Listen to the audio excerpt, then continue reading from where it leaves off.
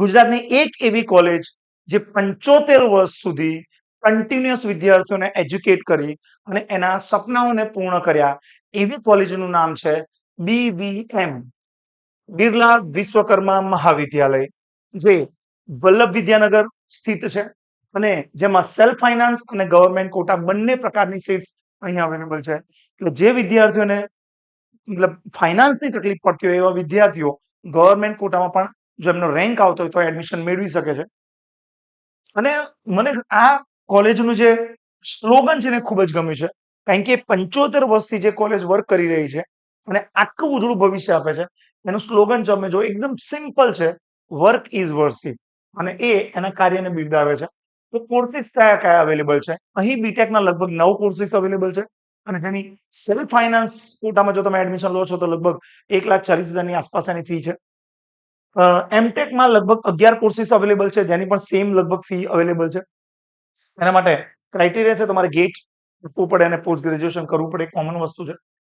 કયા કયા courses available છે અને એમાં કેટલી કેટલી સીટ્સ અવેલેબલ છે, હવે એના ડેટા જોઈએ.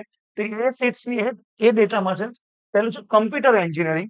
તો કમ્પ્યુટર એન્જિનિયરિંગની માત્ર 60 સીટ્સ અવેલેબલ છે. ઇલેક્ટ્રોનિક્સ એન્ડ કમ્યુનિકેશન ટેકનોલોજીની સેલ્ફ ફાઇનાન્સ સીટ્સ છે, એ 60 છે. પણ ચિંતા કરવાની જરૂર નથી, કારણ કે ઇલેક્ટ્રોનિક્સ એન્જિનિયરિંગની પણ 75 સીટ્સ છે, જે ગવર્મેન્ટ છે. એટલે જ્યાં જ્યાં સેલ્ફ ફાઇનાન્સ છે તે સેલ્ફ ફાઇનાન્સ છે અને નથી લખ્યું ત્યાં ગવર્મેન્ટ કોટા છે. ઇન્ફોર્મેશન ટેકનોલોજીમાં સેલ્ફ ફાઇનાન્સમાં લગભગ 60 સીટ અવેલેબલ છે. સિવિલ એન્જિનિયરિંગમાં 120 છે. Production engineering, electrical engineering, mechanical engineering એટલે કે કોર એન્જિનિયરિંગ પણ અહીં અવેલેબલ છે. સિવિલ, ઇલેક્ટ્રિકલ, મિકેનિકલ આ બધી કોર એન્જિનિયરિંગ છે. મિકેનિકલ એન્જિનિયરિંગ સેલ્ફ ફાઇનાન્સ પણ ત્યાં અવેલેબલ છે, જેમાં 30 સીટ્સ અવેલેબલ છે. અને કમ્પ્યુટર એન્જિનિયરિંગ, અહીં પહેલા કમ્પ્યુટર એન્જિનિયરિંગ હતું જે ગવર્મેન્ટ કોટાના 60 હતા, અને કમ્પ્યુટર એન્જિનિયરિંગ સેલ્ફ ફાઇનાન્સમાં બીજી 60 સીટ્સ અવેલેબલ છે. એટલે જો વિદ્યાર્થીઓને કદાચ ગવર્મેન્ટ કોટામાં ના મળે તો થોડું રેન્ક કટ ઓફ ઊંચું હશે તો તમને કમ્પ્યુટર એન્જિનિયરિંગ સેલ્ફ ફાઇનાન્સમાં પણ અહીં એડમિશન મળી શકે છે. કટ ઓફ કેટલું છે?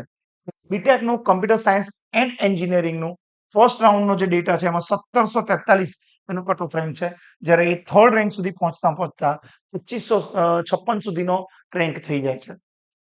BTech in electronics and communication technology લગભગ એનો કટ ઓફ રેન્ક છે 5500 ની આસપાસ, જે થર્ડ રેન્ક સુધી જતા જતા 11,300. આમાં ગવર્મેન્ટ અને સેલ્ફ ફાઇનાન્સ બંને રેન્ક આવી જાય છે. બીટેક ઇલેક્ટ્રોનિક્સ એન્જિનિયરિંગમાં 6500 અને 8400. આમ તમે તમામે તમામ ડેટાને જોઈ શકો છો કે ક્યાં સુધી આનું એવરેજ પહોંચે છે. પ્રોડક્શન એન્જિનિયરિંગ અમે હંમેશા એવું કહેતા હોઈએ છીએ કે જ્યારે તમે બીઈ કરો છો ને બીટેક કરો છો તો એક કોર એન્જિનિયરિંગમાં કરો, કમ્પ્યુટર સાયન્સ છે, સિવિલ છે, મિકેનિકલ છે, ઇલેક્ટ્રિકલ છે, પછી તમે સ્પેશિયલાઇઝમાં જાઓ જ્યારે માસ્ટર્સ કરતા હોય ત્યારે. નહીં તો ઘણી વખત પછી ફ્યુચર્સમાં તકલીફ પડતી હોય છે, એટલા માટે આ સલાહ આપવામાં આવે છે. પ્લેસમેન્ટ ડેટા જોવા જઈએ તો મીડિયમ પેકેજ ઓફ પીજી એટલે પોસ્ટ ગ્રેજ્યુએટ પણ અહીં ચાલે છે, તેનું લગભગ 5 લાખની આસપાસ છે. પણ આ મીડિયન છે, મીડિયનનો મતલબ મધ્યસ્થ. એટલે ટોપ પેકેજ તો વધારે હોઈ શકે, 25 થી 30 લાખ 35 લાખ પણ હોઈ શકે, રાઈટ. પણ આ મીડિયમ પેકેજ આપણને લગભગ 5 લાખની આસપાસ હોય છે. Number of placement under graduate લગભગ 415, એક ખૂબ જ સારો ડેટા કહેવાય કે 415 લોકોને રિક્રુટ કરી દીધા છે. અને number of placement in PG લગભગ 20 જેટલા છે. ટોપ રિક્રુટર્સ કયા કયા છે તો લખ્યું છે ટીસીએસ, આપણા દેશની સૌથી મોટી કંપનીઓ અહીંયા આવી છે અને વિદ્યાર્થીઓને જોબ ઓપોર્ચ્યુનિટી આપે છે. ટીસીએસ છે, ઇન્ફોસિસ છે, એલએનટી છે, રિલાયન્સ છે, વિપ્રો, કેપજેમિની છે, ટોરન્ટ પાવર છે, સિમેન્સ છે. એ સિવાય બીજા તમે અહીં જોઈ શકો છો આ કંપનીઓ પણ છે જે કોલેજ કેમ્પસમાં આવે છે અને રિક્રુટ કરે છે વિદ્યાર્થીઓને. તો વિદ્યાર્થી મિત્રો, આ તમને ખૂબ જ સારી સિરીઝ લાગતી હશે. જે વિદ્યાર્થીઓ એન્જિનિયરિંગમાં મતલબ જઈ રહ્યા છે અથવા પ્રોસેસ કરે છે, એના માટે મારા ખ્યાલથી આ વિડીયોઝ બધા ખૂબ જ ઇમ્પોર્ટન્ટ હશે. તમે તમારા મિત્રોને પણ શેર કરી દો. અને જે વિદ્યાર્થીઓ આજે 10મું પાસ કરી ચૂક્યા છે, 11મામાં છે અત્યારે, અથવા 12મામાં જસ્ટ આવ્યા છે, એ તમામ વિદ્યાર્થીઓને પણ મોકલી દો, જેથી તેઓ પણ યોગ્ય તૈયારી કરીને પોતાના સપનાની યુનિવર્સિટી માટે ચોક્કસ રેન્કની તૈયારી કરે. ત્યાં સુધી સી યુ, બાય બાય.